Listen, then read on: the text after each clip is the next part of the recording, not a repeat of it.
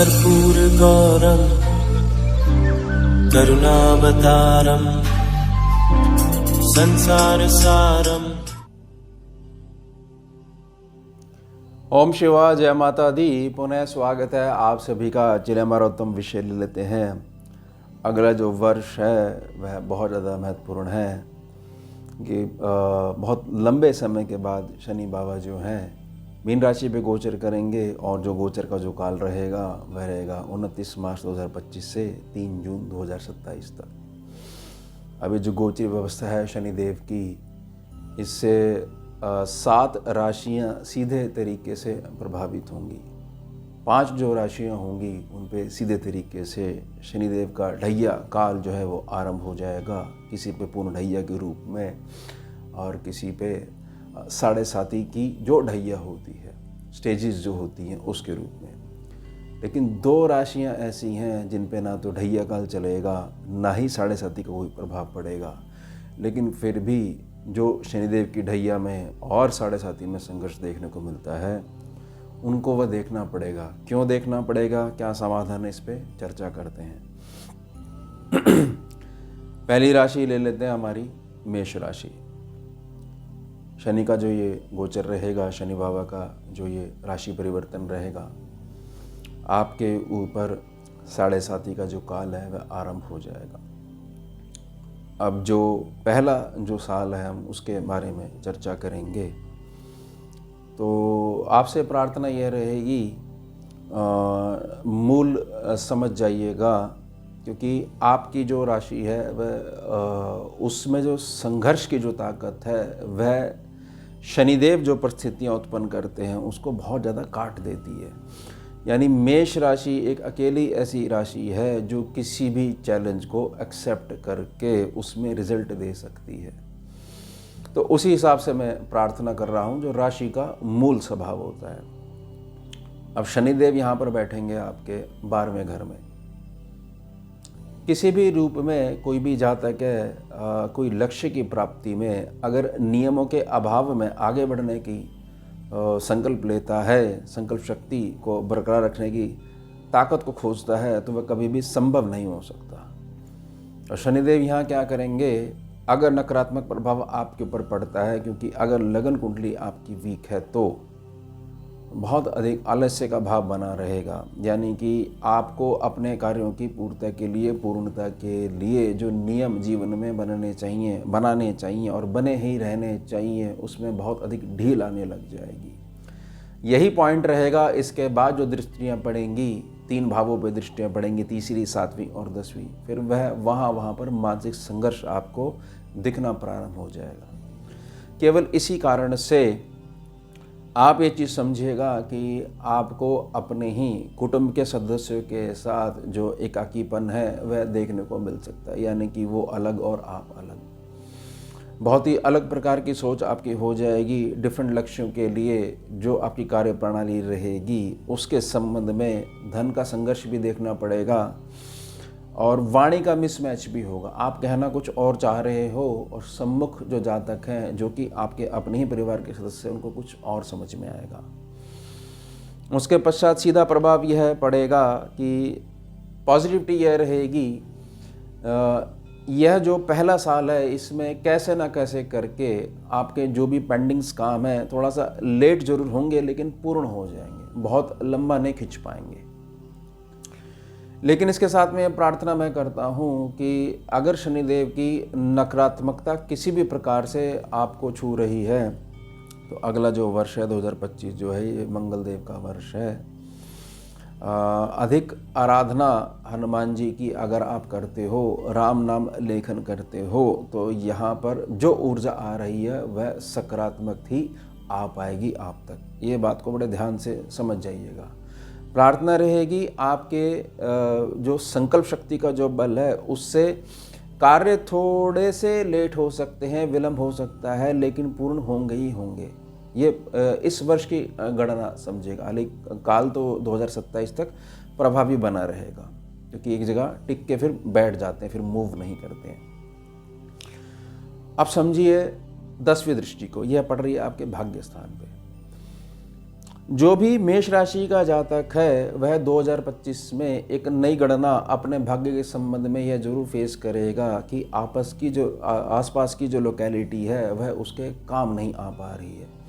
नए प्रकार के संपर्क बनेंगे तो आपका निवास स्थान या जन्म स्थान है, वहाँ से अगर दक्षिण दिशा की तरफ मुख करते हो तो भाग्य उदय होगा। या विदेश यात्रा का सुख अगर मिलता है, यानी कि लगन में जितना अधिक ग्रहों का जमावड़ा हो जाएगा दृष्टि के आधार पर या राशि के आधार पर, तो अधिक बल मिलेगा। किसको बल मिलेगा? आपके भाग्य को। कहाँ बल मिलेगा? आपके निवास स्थान या जन्म स्थान से दक्षिण दिशा या फिर विदेशी यात्रा के तौर पर, यानी कि जो संपर्क हैं आपके वह बाहरी तरफ से आपको भाग्य प्रदान करेंगे। तो अगर इस बात की को पहले से ही अपनी प्लानिंग में शामिल कर लेते हो और थोड़ा सा इसको संयोजित करते हुए चलते हो तो आपको किसी भी प्रकार का जो संघर्ष है वह झेलना नहीं पड़ेगा। प्रार्थना रहेगी, नियम याद रखिएगा। जहां आपके सोने और उठने का नियम प्रभावित हुआ और कामों को टालने की आदत अगर आपके अंदर आ गई तो फिर जो दृष्टि है वह अधिक प्रभाव दिखा पाएंगी। ये प्रार्थना रहेगी।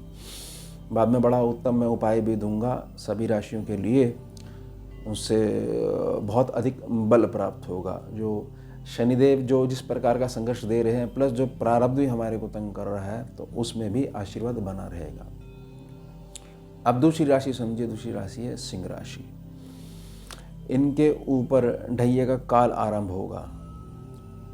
सिंह राशि अकेली एक राशि है, अगर यह अपना एक गुण जो कि इनको बहुत भारी पड़ता है, क्षमा करने का गुण अगर त्याग देते हैं, ये अपनी शरण में आए हुए शत्रु को भी क्षमा कर देते हैं और पुनः धोखा मिलता है। राजाओं का स्वभाव होता है ना कि क्षमा कर देते हैं और अंदर अंदर उनको पता होता है ये फिर धोखा देगा, ये प्रकृति नहीं बदली जाएगी। अगर इस गुण को त्याग देते हो तो मूल तो निकल ही जाएगा आपका, लेकिन धोखा कम मिलेगा। लेकिन चाह कर भी वो नहीं त्यागोगे, यही आपकी जो है उत्तम प्रकृति है। इसलिए बहुत सारे लोगों का शीश जो है आपके सम्मान में झुकता है।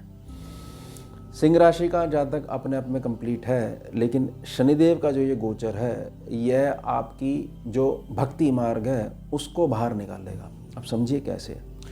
शनिदेव का संबंध है 8वें भाव से। 8वें भाव वाला व्यक्ति जब 8वें भाव से प्रभावित होता है शनि के द्वारा, एक तो गारंटी इस बात की किसी भी रूप में कोई भी चीज़ हो, शत्रु आपको हरा नहीं सकता है। समझ जाइएगा इसको बहुत अच्छे तरीके से। आपका हक मारा नहीं जा सकता है। जहां आपका हक है ना और आपके हक को दबाने का प्रयास करा जा रहा है वह मारा नहीं जा सकता। हाँ, उसके संबंध में संघर्ष जरूर देखने को मिलता है। पिछले जन्म का जितना भी आपने पूजा पाठ करा है वह फल यहाँ पर प्रदान करते हैं शनिदेव। लेकिन एक प्रार्थना रहेगी, शनिदेव अगर अष्टम भाव से संबंध रखते हैं, किसी भी रूप में देख रहे हो या बैठे हुए हो, कैसे भी बैठे हो, किसी प्रकार से और ग्रहों का भी मेल हो, आप जो दूसरों के लिए बोलोगे वह उनके लिए सत्य हो जाएगा। इस काल में ये जो 2.5 साल का जो काल है, और विशिष्ट ध्यान बना के रखना पड़ेगा, पहले साल के अंदर दूसरों के लिए सत्य हो जाया करेगा। आपको स्वयं में समझ में नहीं आएगा कि मैं तो बहुत अधिक पूजा पाठी भी नहीं हूँ, पता नहीं मेरे अंदर क्यों विचार आया कि मैं सम्मुख व्यक्ति को बोलूँ कि धैर्य बना के रखो, आपका 1.25 महीने तक सब कुछ ठीक हो जाएगा।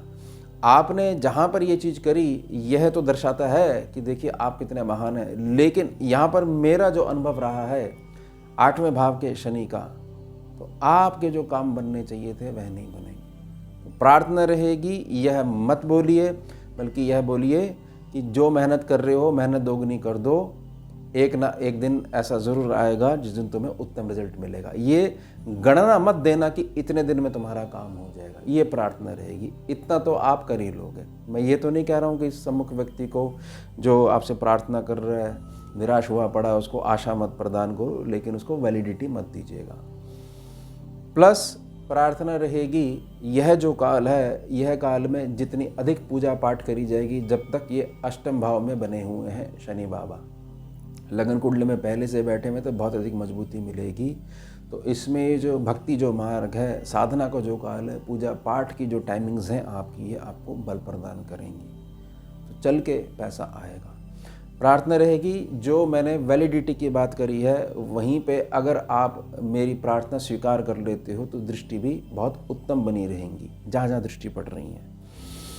पहला है कर्म क्षेत्र। कर्म क्षेत्र किसके माध्यम से चलेगा? आपको भक्ति मार्ग का थोड़ा सा सहारा लेना ही पड़ेगा। इस बात को बहुत अच्छे से समझ लीजिएगा। तो सरल भक्ति का मार्ग में उपायों के माध्यम से दूंगा, नहीं तो यहाँ पर आपको कर्म क्षेत्र पे संघर्ष देखने को मिलेगा। आपका धन का प्रवाह, आपकी वाणी जितनी उत्तम होगी उतना उत्तम धन आएगा, लेकिन वाणी में जहाँ फिल्टर लगाने के लिए मैंने प्रार्थना करी है उस प्रार्थना को ज़रूर स्वीकार करिएगा, नहीं तो व्यर्थ में आपको संघर्ष देखना का पड़ेगा। संतान के साथ और विशेषता आपकी आधी अधूरी एजुकेशन। ऐसा मोमेंट ज़रूर आएगा जब आपको ऐसा लगेगा कि मेरी जो भी अमुक डिग्री के लिए जो भी मैं प्रयास कर रहा हूँ, मेहनत कर रहा हूँ, शायद वो कंप्लीट नहीं हो पाए। हायर एजुकेशन के लिए मैं प्रयास कर रहा हूँ, शायद वो कंप्लीट नहीं हो पाए। तो वहाँ पर युक्ति क्या लगानी है? वहाँ पर जो भक्ति मार्ग का थोड़ा सा उपाय दिया है, ईश्वरीय भक्ति का थोड़ा सा उपाय दिया है, उसको चलायमान बना के रखिएगा। और बहुत सरल उपाय दूंगा, सिर्फ 10 मिनट रोज़ की प्रार्थना करनी है, बड़ा आनंद आएगा। और वह जो प्रार्थना है जो 2025 के जो मंगल बाबा हैं उनके अनुरूप ही दूंगा आपको उपाय।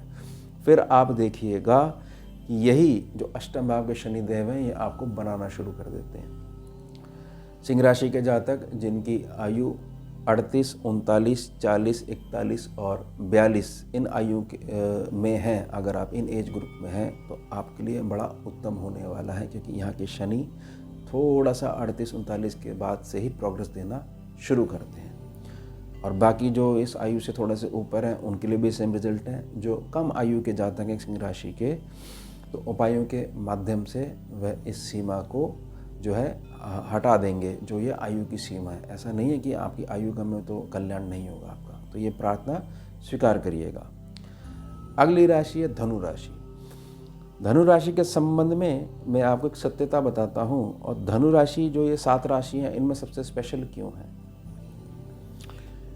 साढ़े साती का जब भी अध्ययन करा गया है धनु राशि पे, तो ये अकेली ऐसी राशि है जिसके ऊपर साढ़े साती डे 1 से लेकर लास्ट डे तक लागू रहती है। अमुक राशियों में ऐसा होता है कि शुरू की ढैया परेशान करती है, बीच की परेशान करती है, जाती भी परेशान करती है। यानी जो 2.5 साल हैं, किसी में शुरू के दो स्टेज, यानी शुरू के जो 5 साल हैं वह परेशान करते हैं। लेकिन संघर्ष के तौर पर केवल धनु राशि ही एक ऐसी राशि है जिसका हमने अध्ययन करा है अपने स्कैनिंग विद्या में। ये डे 1 से लेकर लास्ट डे तक प्रभावित बने रहते हैं। और अब ये जो ढैया का जो काल आरंभ होगा, इसमें क्या ध्यान रखने योग्य बात है? यहाँ पर यह ध्यान देना होगा कि ना केवल आप ढैया काल में आओगे ही आओगे, बल्कि अकेली आपकी ऐसी राशि रहेगी जिसपे ढैया भी आरंभ होगी और शनिदेव अपनी 10वीं दृष्टि से सीधे तौर पर देखेंगे भी आपके राशि के साइन को।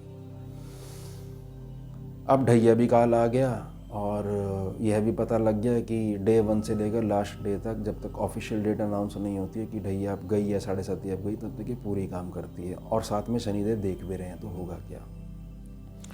प्रार्थना रहेगी साढ़े साती का काल और ढैया काल अलग अलग तरीके से काम करता है। साढ़े साती के काल में जहाँ पर अनुभव नहीं होने के कारण, सीधे पने के कारण, उपायों के अभाव में जो आपके ड्रीम्स जो है फुलफिल नहीं हो पाए थे, तो ढैया काल में वह दोबारा आपको खड़ा होने का मौका शनिदेव देते हैं।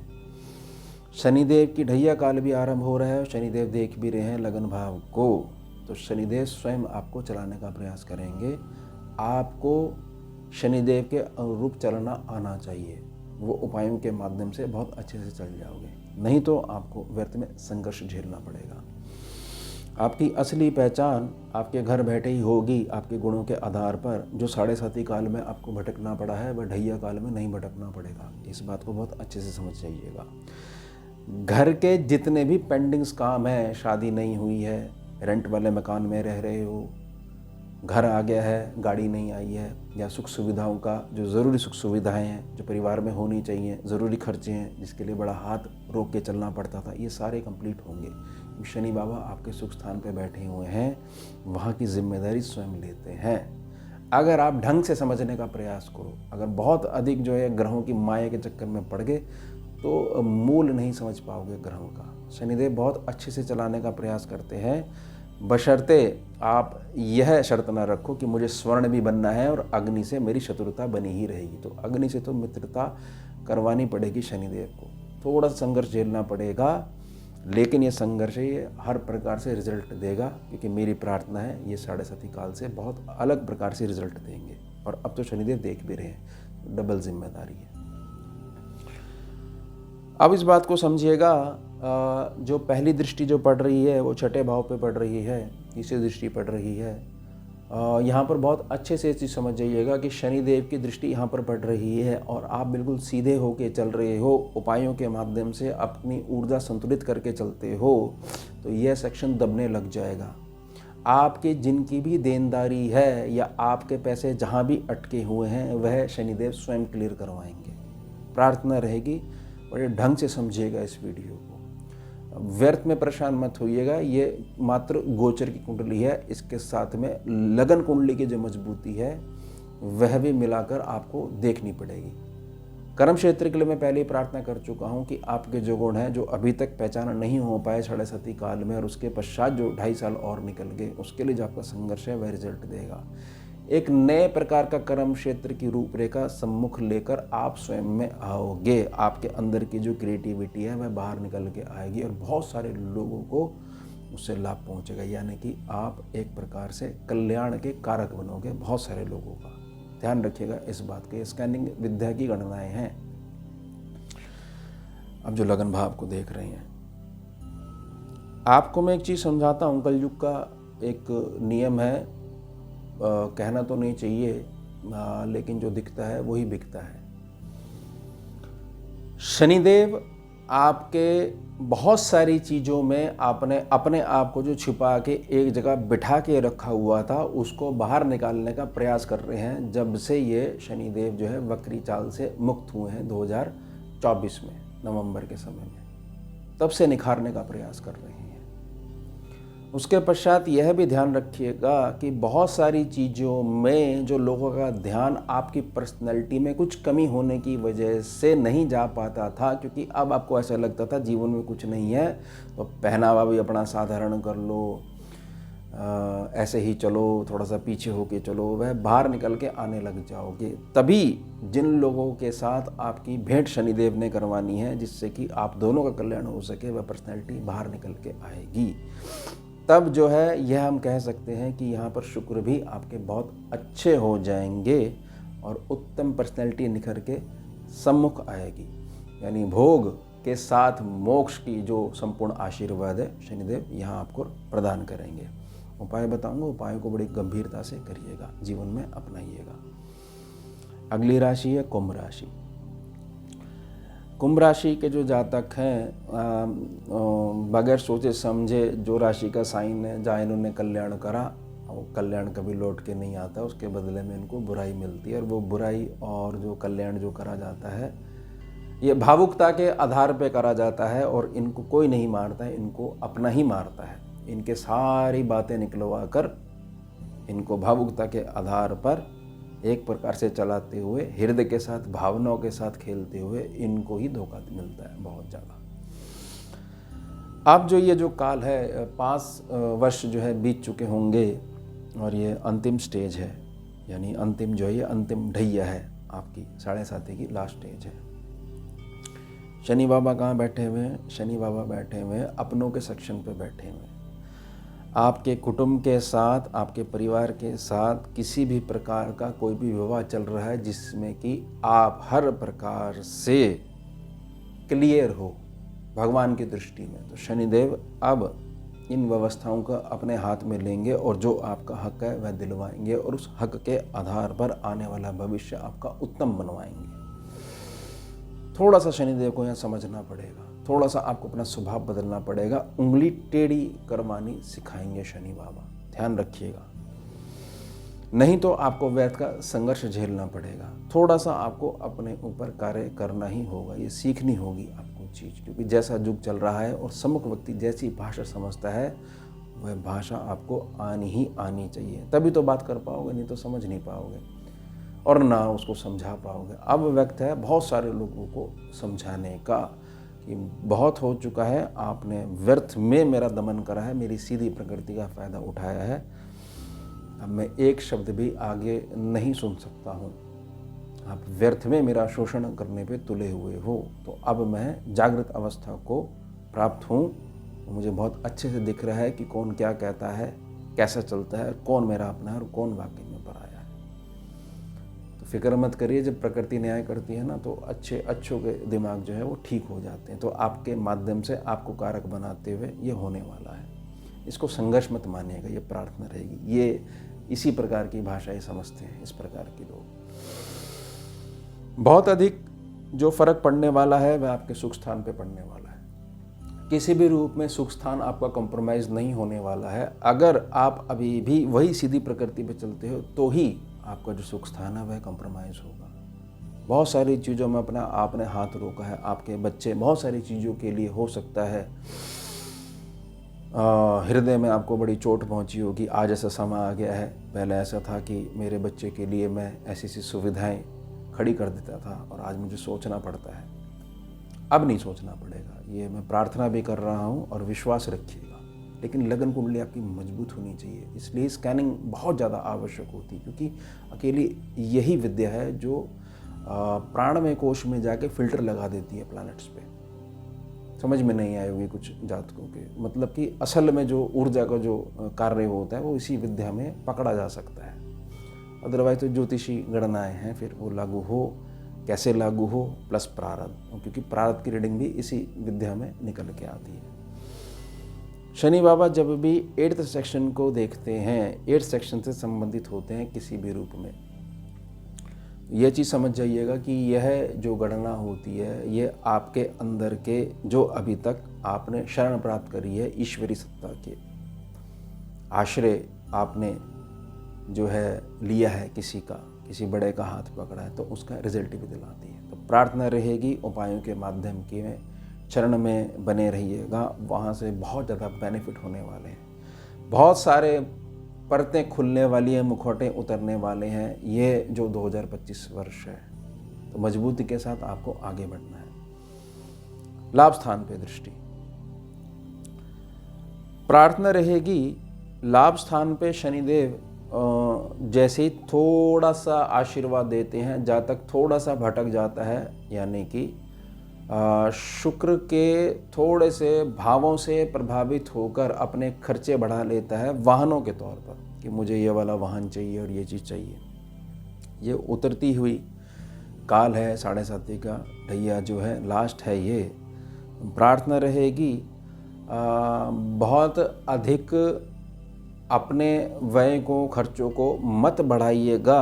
प्रार्थना रहेगी यहाँ पर बृहस्पति प्लस शनि को मिलाकर आगे चलिएगा, यानी बहुत अधिक समझदारी से कार्य लीजिएगा। और अगर कोई आवश्यक चीज़ ऐसी है जो कि लेके ही आनी है, तो वह पता नहीं लगनी चाहिए आस पड़ोस में भी, किसी को आ जाएगी, दिख जाएगी। बहुत अधिक उसका प्रचार प्रसार की दुनिया देखे, सोशल मीडिया पे स्टेटस और ये चीज़ फोटो में, ये मत डालिएगा, क्योंकि इनकी जो नज़र है वो 8th सेक्शन पे बनी हुई है। यहाँ वाले जातकों को व्यर्थ में जो ये आगे बढ़ते हैं, बड़ा खुल के चलते हैं, तो नज़रें बहुत ज़्यादा प्रभावित करती हैं। यह समय है अपनी सारी चीज़ों को बैकअप लेने का और बहुत संभल के छुप कर चलने का। जब सूरज हो जाओगे सबको दिखने लग जाओगे। सूरज जब निकलता है तो अनाउंसमेंट नहीं करता है कि मैं निकल गया हूँ, उठ जाइए, वो निकल जाता है, पूरे संसार को पता लग जाती है कि सूर्यदेव आ गए हैं। तो उस पथ के लिए मैं प्रार्थना कर रहा हूँ। आगे बढ़ते हैं प्यारे प्यारे हमारी मीन राशि के जातक। मीन राशि पे 2nd स्टेज आएगी। शनि बाबा कहाँ आके बैठेंगे? लगन भाव पे आके बैठेंगे।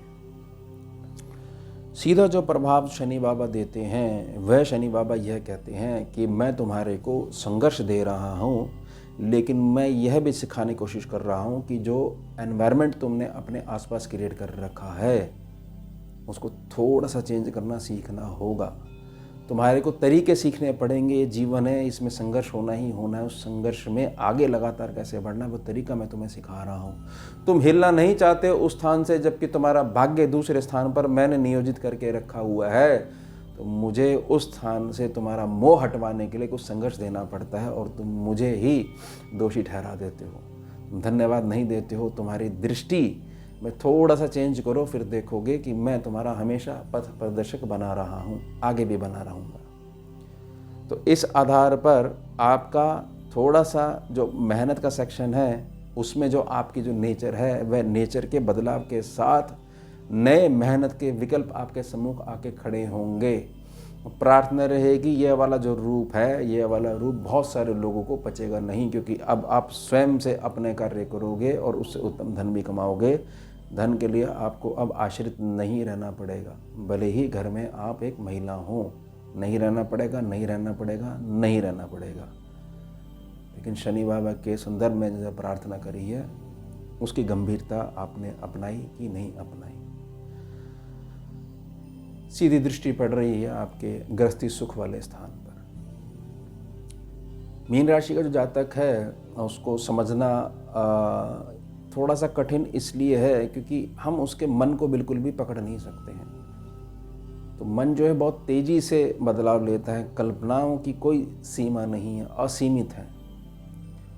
तो यह आप कह सकते हो कि आपके आसपास के जो अपने परिवार के सदस्य हैं, उनके साथ थोड़ा सा आपका व्यवहार मिश्रित बना रहेगा। लेकिन मैंने जो प्रार्थना करी है कि आपके पास बहुत बड़े बड़े कार्य स्वयं चल के आने वाले हैं, उसमें संघर्ष तो करना ही पड़ेगा, मेहनत करनी पड़ेगी, कुछ नई चीज़ें सीखनी पड़ेंगी। फिर आपको इस बात पर ध्यान देने की ज़रूरत नहीं है आपके बारे में कौन क्या सोच रहा है, क्या बोल रहा है, ये प्रार्थना रहेगी। बाकी उपाय दूंगा, ये उपाय प्रयोग करिएगा। कर्म क्षेत्र पे दृष्टि पड़ रही है। अब जिनका पहले से ही कर्म क्षेत्र थोड़ा सा प्रभावित है, वहाँ पर अगर शनि बाबा की ऊर्जा को आशीर्वाद रूप में नहीं स्वीकारते हो तो संघर्ष देखने को मिलेगा। कूटनीति से जहाँ पर कार्य होने हैं, वहाँ पर कूटनीति का जो बीज है अगर आपने नहीं स्वीकार करा है तो वहाँ पर आपको व्यर्थ में संघर्ष देखने को मिलेगा, इनर पॉलिटिक्स का शिकार होने लग जाओगे। प्रार्थना रहेगी कुछ गलत नहीं होगा, उपायों की शरण अगर आप प्राप्त कर लेते हो, लेकिन आपको बहुत स्थानों पे चुप रहना सीखना होगा। आने वाले जीवन में, जीवन बहुत लंबा होता है, बहुत सारी चीज़ें देखने को मिलती हैं। यह जो काल है यह आपके बहुत अधिक काम आएगा। प्रार्थना रहेगी। अब दो वो राशियाँ जिन पे ना साढ़े साती है ना ढैया है, लेकिन फिर भी उनके जीवन में संघर्ष आएगा शनिदेव के द्वारा। वह कौन सी हैं और क्यों आएगा? पहली है हमारी वृष राशि, 2 नंबर राशि। शनि बाबा आपके तीसरे दृष्टि से देखेंगे, लाभ स्थान पे बैठेंगे मीन राशि पे। मीन राशि आपके लाभ स्थान पे पड़ती है। सीधी दृष्टि से आपकी राशि को देखेंगे, आपके लगन भाव को देखेंगे। शनिदेव जहाँ देखते हैं वहाँ पर संघर्ष आता ही आता है। केवल इसी कारण से मैंने 2 राशियाँ ली हैं। इसमें पहली राशि है वृष राशि, शुक्रदेव का साइन है ये। लाभ स्थान पे शनिदेव जो बैठते हैं, किस चीज में संघर्ष करवाते हैं? 2 ही कारणों में संघर्ष करवाते हैं। एक तो आपके पितृ जो हैं वह संगठित नहीं होते हैं, अगर पितृ हैं तो, और अगर पितृ हैं ही नहीं, मात्र पूर्वज ही पूर्वज हैं, आपका पितृ पक्ष बिल्कुल क्लियर है, सबके जन्म हो चुके हैं, सबको देव योनि प्राप्त हो चुकी है, क्लियर है, आपका पितृ स्थान क्लियर है। पूर्वज तो होंगे ही। तो पूर्वज जो है आपस में संगठित नहीं है, क्योंकि आपके द्वारा करे गई जो पूजा पाठ है या पुण्य कर्म है, यानी कि अन्नदान कर रहे हो, जलदान कर रहे हो, किसी प्रकार की सेवा कर रहे हो, पूजा पाठ कर रहे हो, तो उसका उचित जो लाभ है उन तक नहीं पहुंच पा रहा है, इसलिए वह आपको पुनः आशीर्वाद नहीं दे पा रहे हैं। तो यहाँ पर शनि बाबा थोड़ा सा संघर्ष दिखा सकते हैं आपको। दूसरी चीज, आपके मन में एकदम से आई कि मुझे ये चीज़ प्रिय है, आप उठा के ले आए, बिल्कुल भी आपने विवेक का मार्ग नहीं अपनाया और आपने बोला कि देखिए व्यर्थ में मेरे को कर्जा जुड़ गया, मेरी एक इंस्टॉलमेंट जुड़ गई। तो यहाँ पर यह चीज़ ही दर्शाती है कि पूर्वजों के आशीर्वाद के अभाव में आपको अपने आप को जो बैलेंस बनाकर जो चलना चाहिए वह नहीं चल पा रहे हो। ये प्रार्थना रहेगी। तो बहुत ज़्यादा अगर इस काल में थोड़ा सा अपने बजट को थोड़ा सा संतुलित करके चलते हो तो यह काल आपको अधिक परेशान नहीं कर पाएगा, नहीं तो व्यर्थ के खर्चे आपके साथ लग जाएंगे, क्योंकि आपको मन में ऐसे आया कि एकदम से ये चीज़ कर देनी चाहिए, एकदम से डिसीजन ले लेना चाहिए, फिर बाद में आपको वो खर्चे थोड़े से परेशानी दे सकते हैं, बना सकते हैं। दूसरी दृष्टि पड़ेगी संतान वाले पक्ष पे।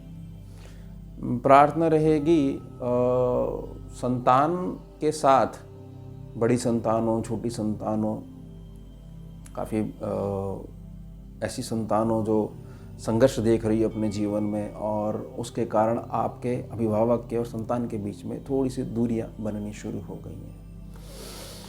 प्रार्थना रहेगी आप इस बात को बहुत अच्छे से समझिएगा कि बहुत सारी चीज़ें ऐसी होती हैं संतान के पक्ष में जिसमें संतान को थोड़ा सा सेल्फ से रियलाइज़ होने दो कि हमारे जो माता पिता जो बात कह रहे थे वह कितने ठीक थे, और वह बात का एहसास तभी हो पाता है जब बाहरी व्यक्ति उनको वही चीज़ की सलाह देता है जिसकी सलाह आप लगातार कई वर्षों से देते आ रहे थे। यही सॉल्यूशन है, अदरवाइज थोड़ा सा यहाँ पर हल्का सा संघर्ष देखने को ही मिलेगा।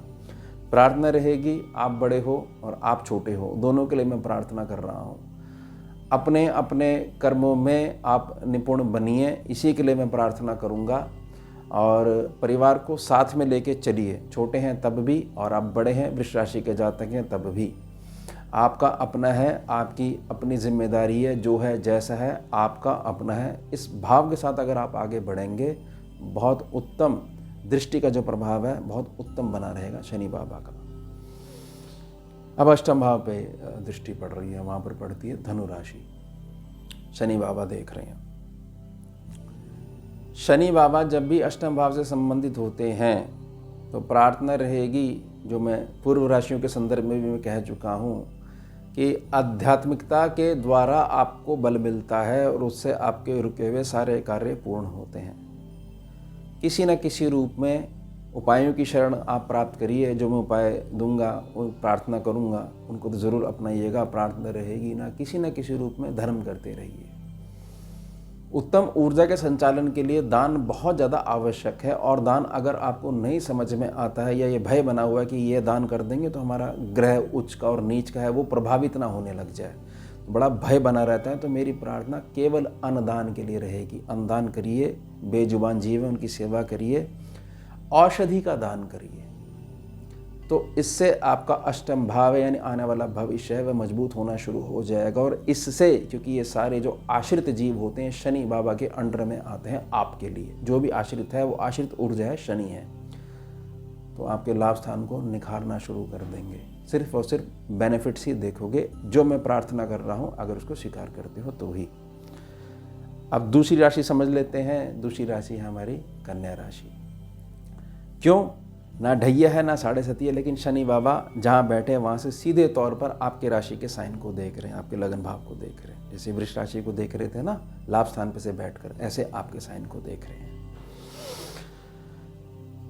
एक मूल प्रार्थना रहेगी, कन्या राशि का जो गृहस्थी सुख है, भाई बंधुत्व के साथ जो संबंध है, व्यापारिक क्षेत्र में संबंध है, सामाजिक जो संबंध है, आपको यह बात समझनी पड़ेगी कि समझदारी से कार्य लेते हुए एक भावना कि मेरी गृहस्थी है, मेरा ग्रुप है, मेरी मित्र मंडली है, मैं निभाने की नीयत रखता हूँ, बदले में कोई आशा नहीं रखता हूँ और थोड़ा सा संभल के चलता हूँ।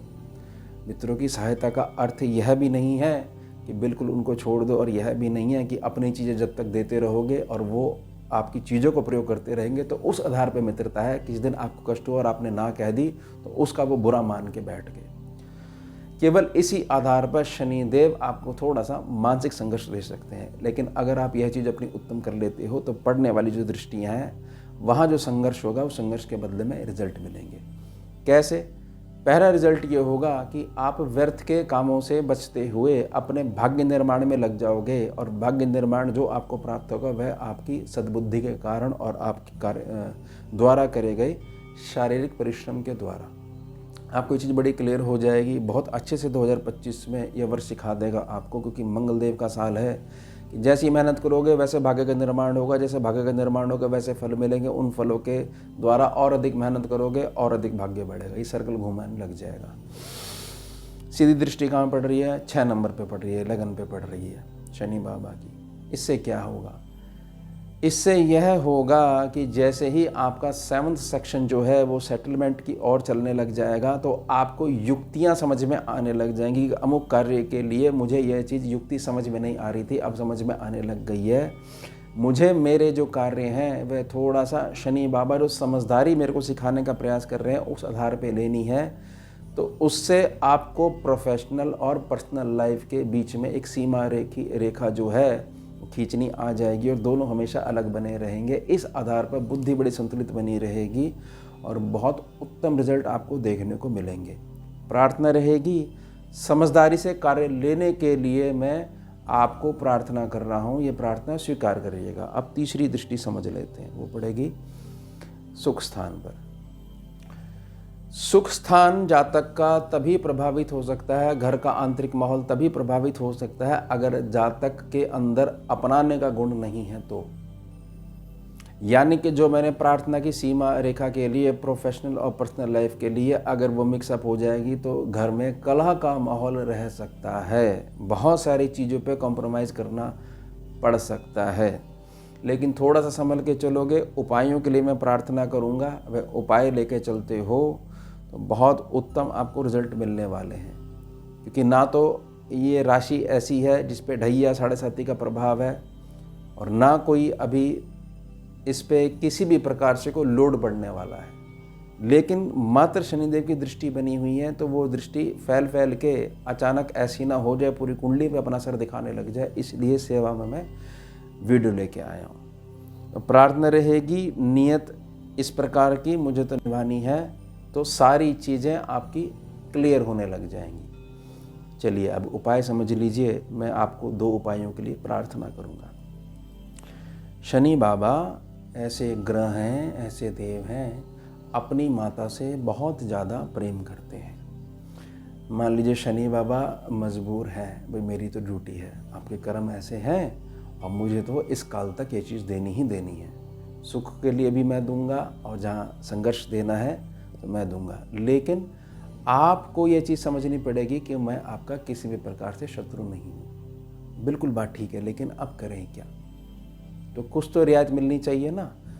तो शनि बाबा अपनी माता से बहुत अधिक प्रेम करते हैं, वो उनका भी बड़े वाला ऑफिस है, हेड ऑफिस है। तो ओम छाया माता नमः इसका उच्चारण करिए, छाया माता से प्रार्थना करिए, तो बहुत अधिक आपको रिजल्ट देखने को मिलेंगे। केवल मानसिक जप करिए, कोई माला पे जपने की ज़रूरत नहीं है। कितनी बार करना है, जब तक आपके मन में आ रहा है वह करिए। इस उपाय को पूरे वर्ष आप ट्राई करिएगा। धीरे धीरे जाप सुदृढ़ होता जाएगा, घनत्व को प्राप्त होगा, तो रिजल्ट आपको बहुत उत्तम देखने को मिलेंगे। यह है तुरंत 72 घंटे में लाभ देने वाला। ये कोई मंत्र नहीं है, माता को प्रणाम कर रहे हैं कि माँ हमारे पर आप जो है कृपा करें। तो वो उस चीज़ को स्वीकारते हुए कि आप भी शनिदेव की भांति हमारे बच्चे ही हो, आप मेरा नाम ले रहे हो, तो मैं ज़रूर कुछ ना कुछ आपके लिए आशीर्वाद दूंगी ही दूंगी। यह है सारी आपकी भावना, आंतरिक भावना आपकी कैसी है। दूसरी चीज़ समझ लीजिए, हनुमान जी के संदर्भ में स्कैनिंग विद्या में हमने 2 समय निकाले हैं, एक दिन में 10 बजे और एक दोपहर में 4 बजे। जो भी जातक हनुमान जी के 12 नाम आते हैं, मैं कमेंट सेक्शन में ना 12 नाम ना लिख दूंगा। तो ये 12 नाम आपने 11 बार पढ़ने हैं। जैसे 12 नाम हो गए तो आपने पढ़े 12 नाम हनुमान जी के, ये हो गया एक बारी। फिर दोबारा 12 नाम पढ़े 2 बारी, फिर दोबारा 12 नाम पढ़े। लगातार ऐसे पढ़ने हैं 11 बारी, 10 बजे और 4 बजे। कैसी भी आपने अवस्था में हो, नहाए हो, धोए हो, खाए हो, पिए हो, खड़े हो, बैठे हो, ट्रैवल कर रहे हो, 5 मिनट भी नहीं लगेंगे। इस उपाय को अपना लीजिएगा। हमने यह शत्रुओं से जब जातक घिर जाता है उसके संबंध में प्रार्थना के लिए पैनल पे डाला था, लेकिन हमने इसका ये प्रभाव देखा था कि यह धन भी, रुका हुआ धन भी दिलवाता है। और अगला वर्ष तो है ही मंगल देव का, जो 2 या 2 से अधिक मार्गों से आपको धन दिलवाते हैं। तो प्रार्थना रहेगी, ओम छाया माता नमः, और हनुमान जी के जो 12 नाम हैं दोनों कर लेते हो तो वो भी आपकी इच्छा है, आपकी संकल्प शक्ति है। एक उपाय अपना लेते हो तो वो भी आपका जैसी आंतरिक भावना है, जो आपके मन में जैसा भाव आ रहा है, तो ये उपायों को प्रयोग करिएगा। और शनि बाबा से बिल्कुल भी घबराने की ज़रूरत नहीं है, मात्र अपने कर्मों पे ध्यान दीजिएगा। तो ये हो गया हमारा उत्तम विषय। मिलते हैं आपसे अगले भाग में नए विषय के साथ। जुड़िए और जोड़िए। ओम शिवा, जय माता। भुजगेन्द्रहारम् कर्पूरगौरं करुणावतारं